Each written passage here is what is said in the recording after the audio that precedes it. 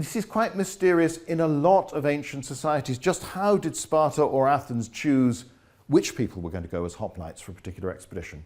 Cities voted for it, decided they're going to do it, but when it's not the mobilization of almost everybody, how do you choose them? Is there some random thing, which is the big Athenian thing, choosing by the bean, but do you also work on the basis that actually you say, well, we're going to do this expedition, then you hope that enough people will actually come forward voluntarily and say, yeah, I'll go, because they're likely to be more enthusiastic than somebody you've dragged away from his farm saying it's your turn, mate, and you're off for Spain or wherever it might be.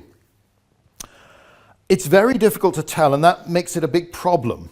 There is an emphasis on some campaigns being more popular than others, particularly ones fought in the Eastern Mediterranean that are perceived to be against possibly weaker opposition, but certainly the big thing, richer opposition. So you're going to make a big profit if you go there, and you're probably going to come back alive. Whereas if you storm some village in, Lusitania, they haven't got enough to steal to make it really worthwhile, and they're pretty good at fighting you.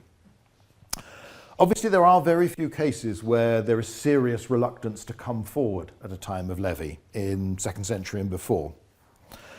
But there may be an emphasis on a lot more volunteering than we think, in which case, how necessarily are things different?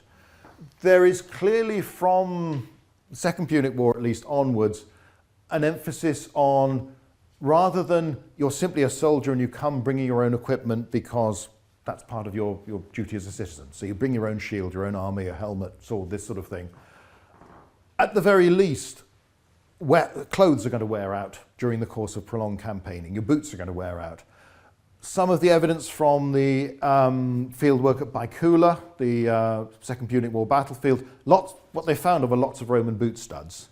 And they do look quite a lot like as if, you've had somebody with a contract providing lots of boots for the army. The sort of thing that Livy talks about, not in detail about boots, but that it's a practical thing. You can't expect people to keep on finding their own clothes in the middle of nowhere, and they're going to wear out. This isn't just a campaign, go off, fight against some Etruscans and go home, time for harvest.